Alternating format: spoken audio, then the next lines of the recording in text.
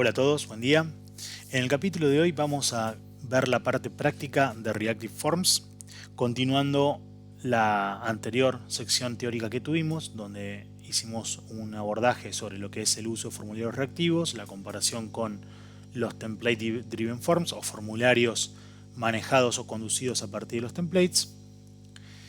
Y vamos a ver un caso funcional siguiendo el mismo ejemplo de Students que venimos arrastrando de capítulos anteriores, cómo se ve impactado por esta modificación, o mejor dicho, por la inclusión de los Reactive Forms o formularios reactivos.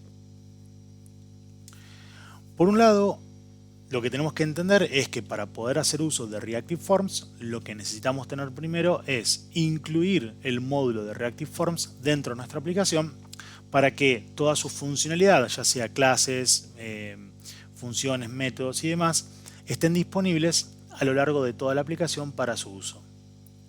Para poder hacer esto tenemos que ir a nuestro app module, nuestro app module, y en el app module debemos incluir o hacer un import de Reactive Forms module. Este módulo de Reactive Forms, como su nombre lo dice, perteneciente a la Angular Forms, es decir, pertenece al core de Angular, nos va a permitir incluir o hacer un import de toda la funcionalidad de formularios reactivos. El siguiente paso que tenemos que tener en cuenta es que debemos agregar a nuestro array de imports a Reactive Forms Module dentro de nuestro ng module. De esta manera acabamos de incluir Reactive Forms para ser utilizado en nuestra aplicación.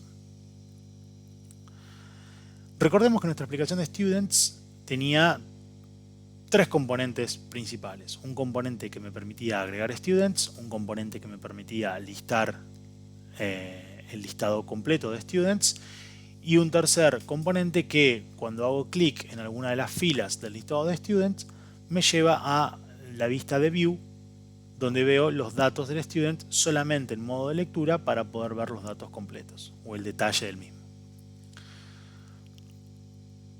La aplicación de Reactive Forms en este tipo de aplicación, de app que estamos creando, solamente va a afectar al componente que corresponde al Students Add. ¿Por qué? Porque es el único que en este momento contiene un formulario para el ingreso de datos, ¿sí? Entonces nos vamos a dirigir directamente al Student Add Component para ver cuáles son los cambios que se realizaron en este. Como vimos en la teoría, la particularidad que tiene Reactive Forms es que toda la responsabilidad de la gestión de los datos o del enlace de los datos desde y hacia el formulario, como así también la validación del tipo de dato o dominio de valores posibles y demás cuestiones relacionadas al formulario, van a estar delegadas siempre al componente TS, ¿sí? A nuestro archivo TS, y no en el HTML. Esto quiere decir que nuestro HTML solamente va a tener la responsabilidad de mostrar los datos al usuario o sería recibir datos, ¿sí? Desde, digamos, por parte del usuario para pasarle a la aplicación. Todo lo que sea la mecánica o la lógica o relacionada a la gestión de esos datos o la manipulación de esos datos va a recaer en el TS, que es donde vamos a tener todo nuestro código. Entonces, lo que vamos a tener que crear en nuestro archivo TS es primero un form group. Los form groups son los que nos permiten agrupar un conjunto de form controls para lo que es Reactive Forms. ¿Qué significa? Que nuestro form group es un grupo de formulario. Este objeto lo que hace es contener uno o varios form controls, donde cada form control corresponde a un input del formulario. De esta manera, así como nosotros tenemos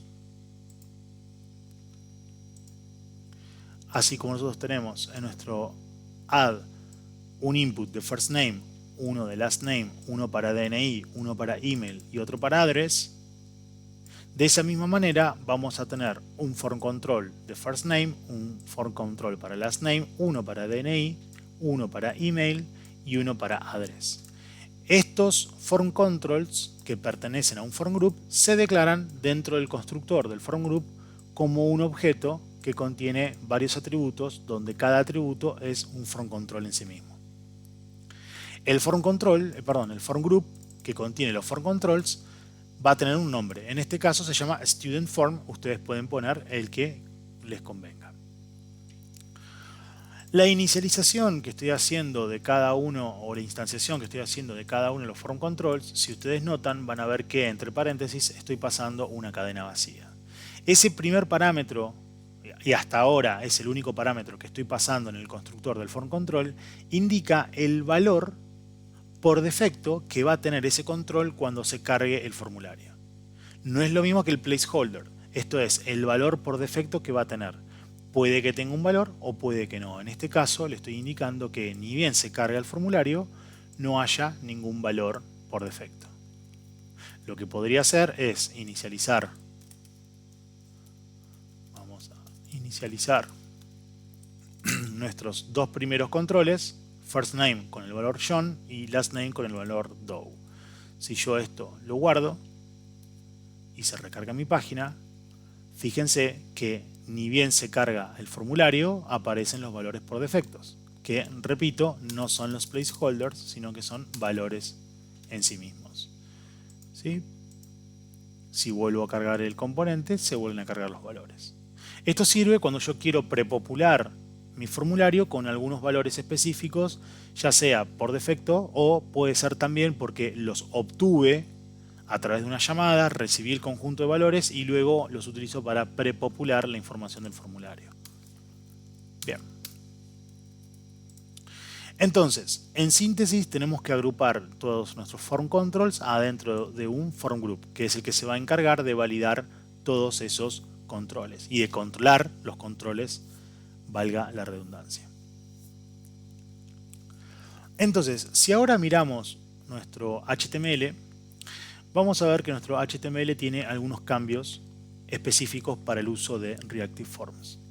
Lo primero que tenemos que tener en cuenta es que dentro de la etiqueta form ahora vamos a agregar una directiva de tipo input llamada form group, donde le voy a indicar el nombre del form group que es el que va a pertenecer a este formulario.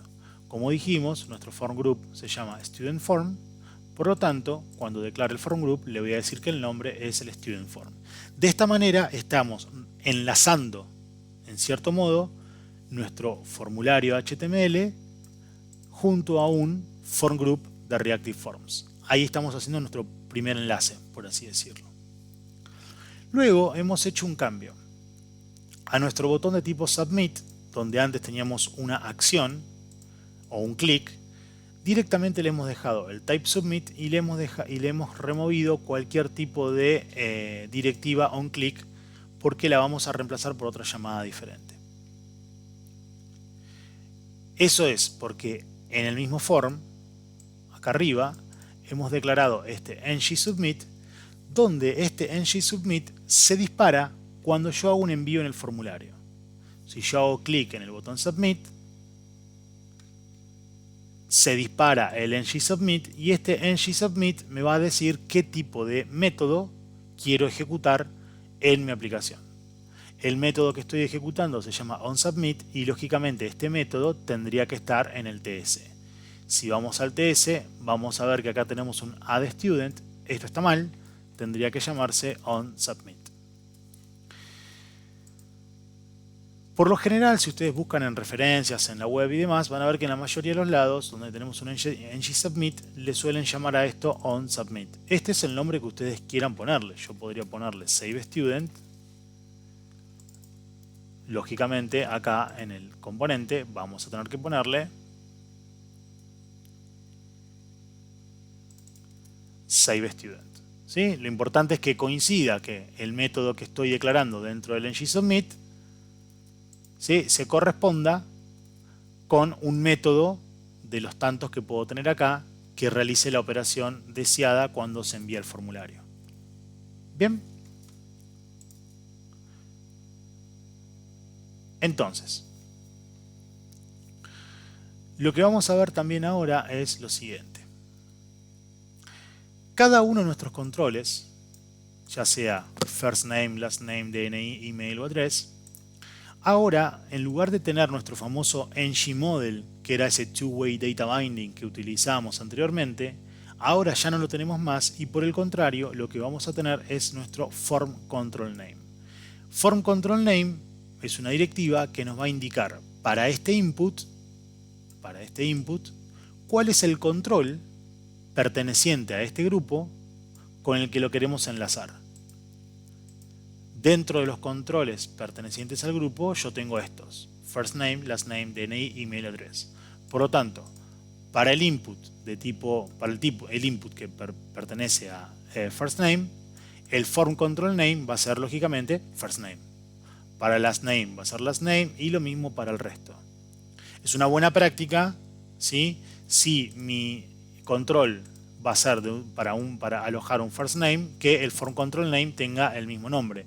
No es porque sea obligatorio, pero sí es una buena práctica para poder entender cada control HTML a qué form control está enlazado del lado del TS. Si ponemos todos nombres diferentes, después se va volviendo más complejo poder hacer un seguimiento de los enlaces de cada uno de los form controls.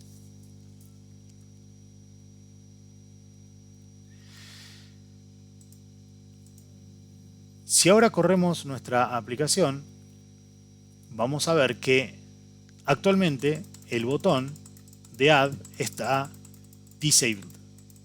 Eso pasa porque hemos agregado al botón Submit la siguiente directiva.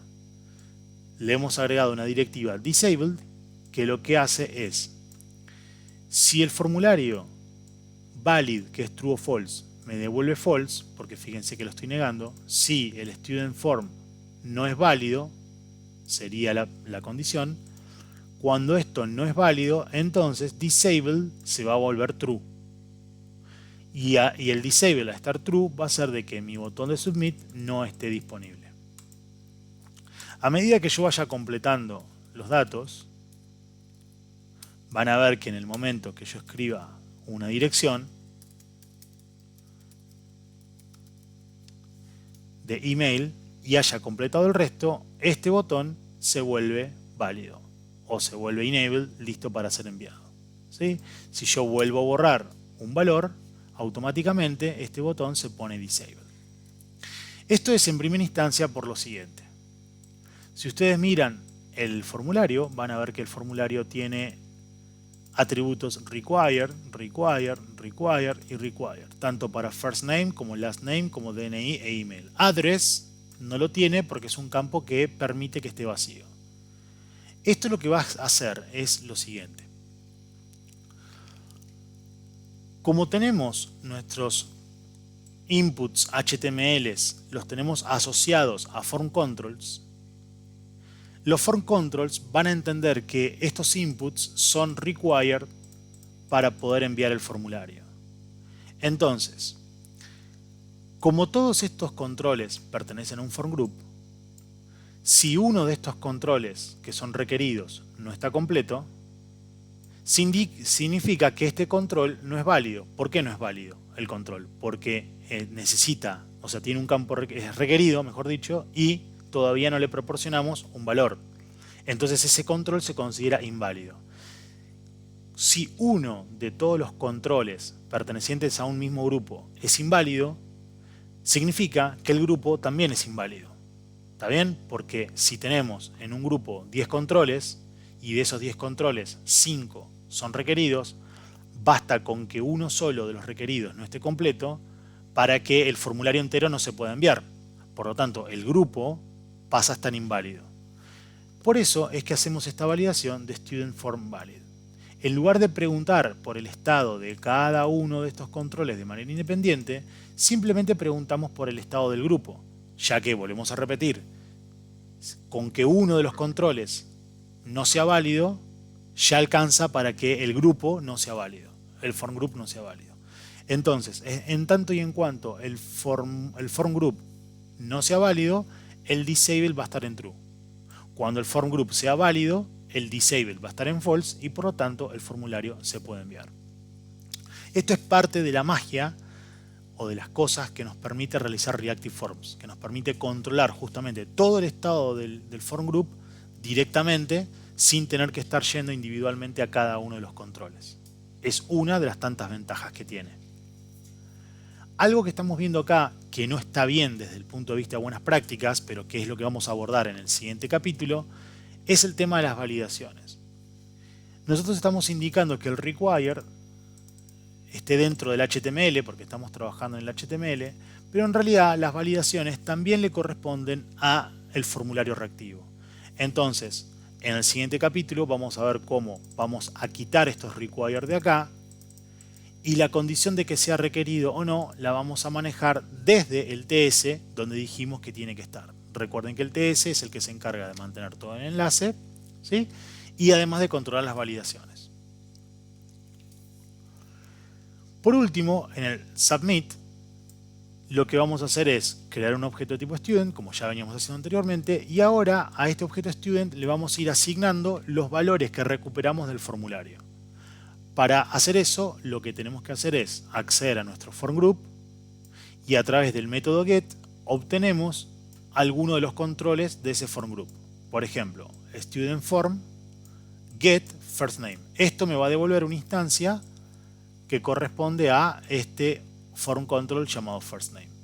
.value me va a devolver el valor de ese form control en base a lo que se asignó o lo que se ingresó por teclado en el formulario. Hago eso para first name, para last name, para DNI, para email, para address, y finalmente voy a hacer una llamada asincrónica a un servicio que lo que va a hacer es guardar el student en la aplicación.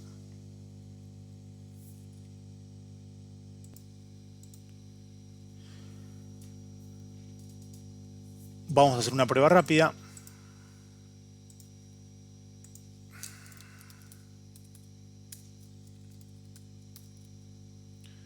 Creo que no toqué nada extraño. Vamos a probar.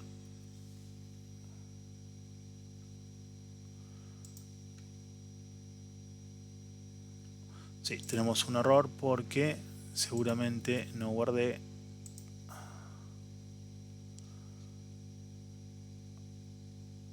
on submit.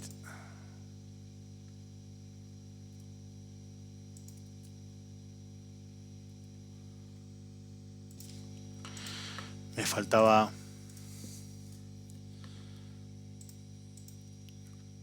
ahí está, me faltaba recargar, así que íbamos a probarlo. John Doe 123 john@doe.com address 1. El student se agregó correctamente y si vamos al listado de students vamos a ver que John Doe efectivamente fue agregado al final de la lista y podemos ver también los detalles.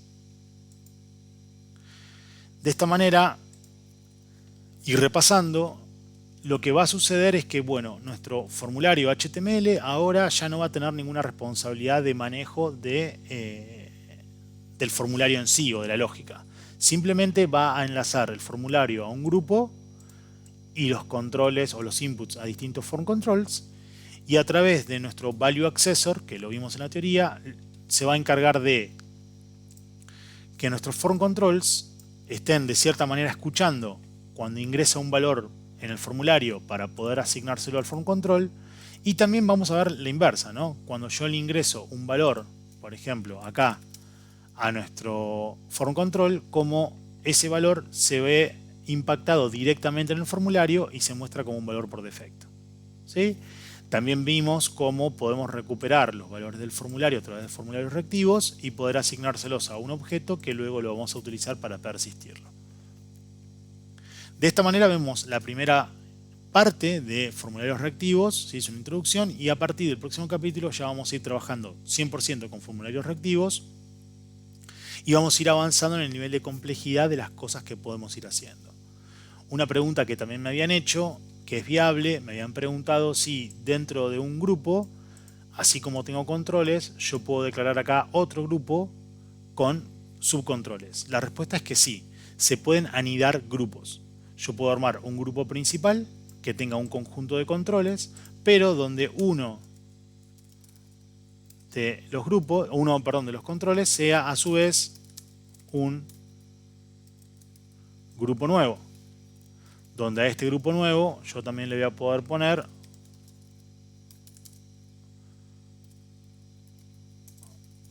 nuevos controles, ¿sí? Fíjense que tenemos un grupo con controles y uno de los hijos de este grupo es a su vez otro subgrupo que a su vez tiene controles. Esto se utiliza a veces cuando quiero armar grupos de controles que pertenecen a una misma funcionalidad, no sé, por ejemplo, una dirección, un address, donde yo tengo un form group para la dirección que tiene la calle, el número, el departamento, el piso, ¿sí? Pero a su vez ese grupo de dirección pertenece a un grupo más grande que es, por ejemplo, no sé, la dirección de un cliente. Entonces puedo ir sectorizando los form groups uno dentro del otro como para poder tener un control más individualizado de los grupos de controles pertenecientes a un formulario. Bien, espero que les haya gustado este video cortito. Ahora vamos a subirlo y el próximo capítulo teórico corresponde a toda la parte de validators, que también va a tener su parte teórica, práctica. Nos vemos, gracias.